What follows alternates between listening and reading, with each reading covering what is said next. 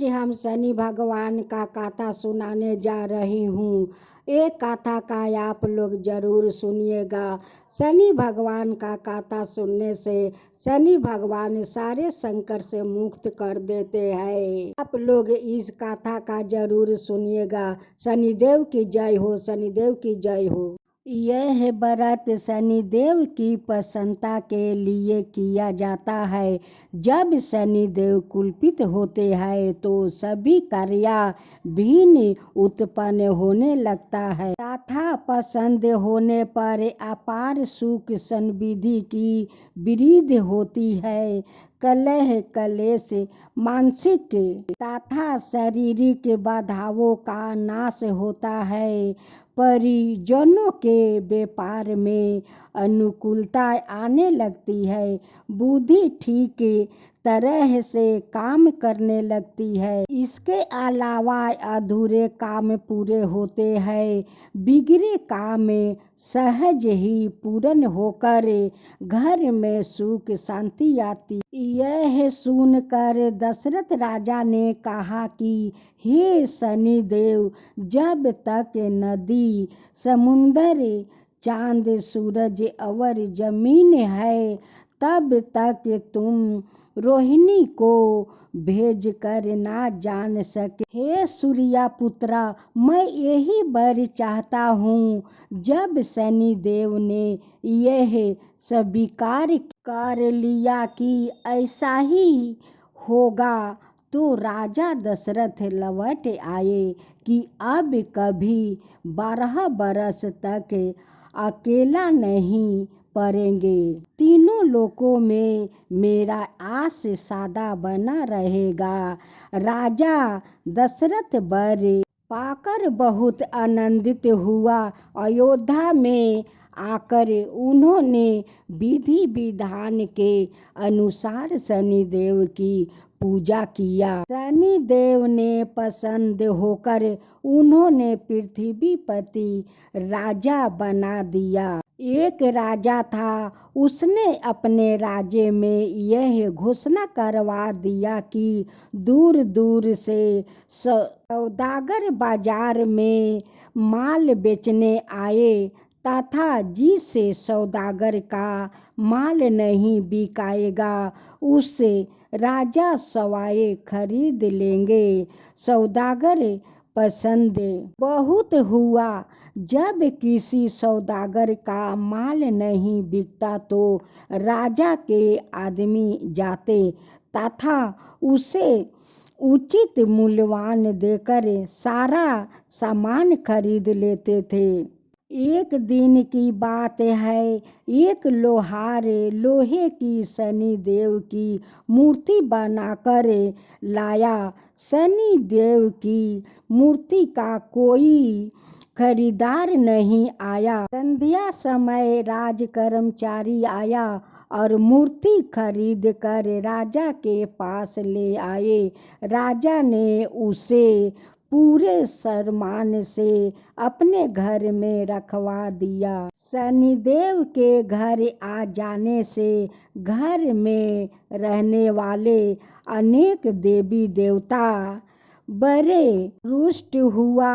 रात के अंधेरे में राजा ने एक तेजस्वी स्त्री को घर से निकलते देखा तो उसने राजा ने पूछा कि तुम कौन हो। इस पर नारी बोली, मैं लक्ष्मी हूँ।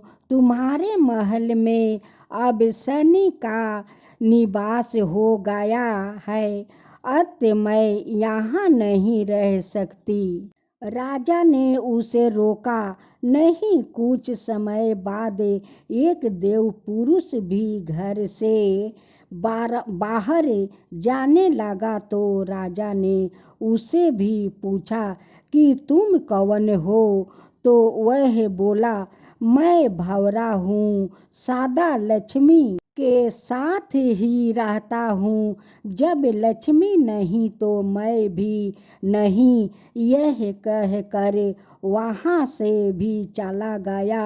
राजा ने उसे नहीं रोका।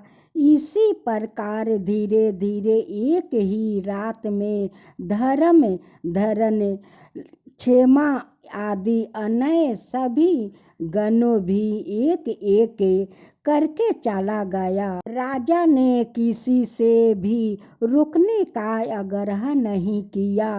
अंत में सत्या जाने लगा तथा राजा के पूछने पर उसने कहा, जहाँ लक्ष्मी भौरा धर्म धैर्य क्षेमा आदि का वास नहीं तो वहाँ मैं एक क्षण भी नहीं रुक सकता। यह सुनकर राजा सत्यदेव के पैरों में गिर कर कहने लगा, हे महाराज, आप कैसे जा सकते हैं? आपका बल पर ही तो मैंने लक्ष्मी भौरा धर्म आदि की कोई परवाह नहीं किया। मैंने तो आपका ही जीवन भर सहारा लिया है। मैं आपको कभी नहीं छोड़ सकता। राजा का इतना आग्रह देख कर सत्या रोक गया। महल के बाहर सभी सत्या की राह देख रहे थे। उस ना आता देखा। धर्म बोला, मैं सत्या के बिना नहीं रह सकता हूँ, मैं आपस जाता हूँ। धर्म के पीछे पीछे दया धैर्य क्षेमा भौरा वह लक्ष्मी सभी लौट आई तथा राजा से कहने लगे कि तुम्हारे सत्या प्रेम के कारण ही हमें लौटना पड़ा। तुम सा राजा दुखी नहीं रह सकता। सत्या प्रेम के कारण लक्ष्मी वह शनि एक ही स्थान पर रहने लगे। शनिदेव की जय हो, शनिदेव की जय हो। अब दूसरी कथा। माता पिता के चले जाने के बाद राजकुमार बड़ा विचलित हुआ। अब वह रात दिन भोले शंकर की भक्ति में लीन रहने लगा। उसे इस प्रकार शिव भक्ति में लीन देख कर राजकुमारी चिंतित हो उठी। एक दिन उसने अपने पति पूछ ही लिया, स्वामी आपके पास तो हर प्रकार का भाव और इतना बड़ा राज्य है, फिर आप इस तरह से वैरागियों की भांति क्यों रहते हो? मुझे यह सब अच्छा नहीं लगता है। राजकुमार ने पत्नी के कहने पर ध्यान नहीं दिया। वह पूर्वक शिव की पूजा आराधना में ध्यान लगा रहा था। एक रात की बात है, जब राजकुमार सोए हुए था तो उसे सपने में एक साधु ने दर्शन दिया और कहा, वस्त तुम्हारी पत्नी तुम्हारे विनाश का कारण बनने वाली है। यदि तुम भविष्य के कष्टों से मुक्ति पाना चाहते हो तो अपने मन को कारा करके उसे घर से निष्कासित कर दो। अगले दिन राजा ने अपने भाइयों गियो एवं राजा ज्योतिषियों को रात में देखे हुए सपने के बारे में बताया तो उन्होंने एक स्वर से यही कहा कि रानी को राज्य से तत्काल बाहर निकाल देना चाहिए। राजा ने तब ऐसा ही किया। उसने अपनी रानी को अपने राज्य से दूर एक निर्जल वन में छोड़वा दिया। असहाय रानी उस निर्जल वन में अकेली भटकने लगी। वहाँ रहते हुए उसने अनेक कष्ट सहे। कई बार वह जंगली के हिंसक पशुओं का शिकार होते होते भी बची।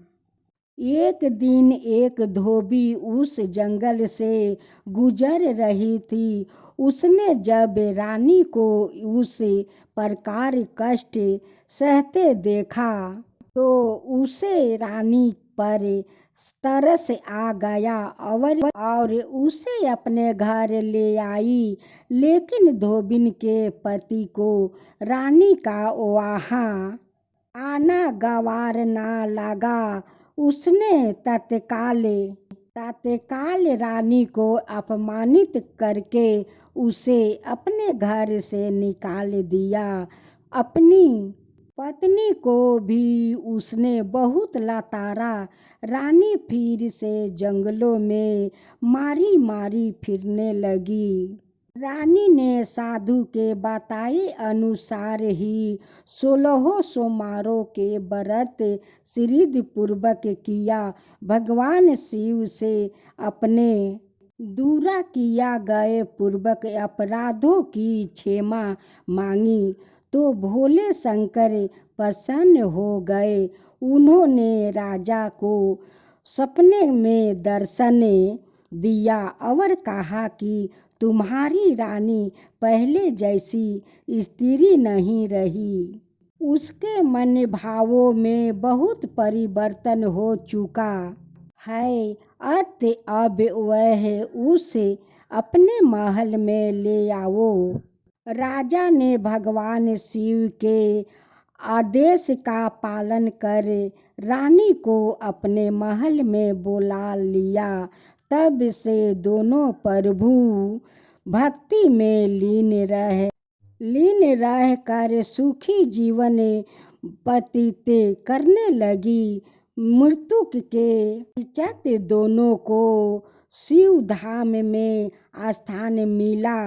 इस प्रकार दोनों कई मनुष्यों 16 सोमवारों का उपवास सिद्ध भक्ति और प्रेम से करते हैं। उन्हें सभी सांसारिक सुखों की प्राप्ति होती है और मृत्यु के पश्चात उन्हें शिव धाम में स्थान मिलता। भोलेनाथ की जय, भोलेनाथ की जय, शंभुनाथ की जय, शंभुनाथ की जय।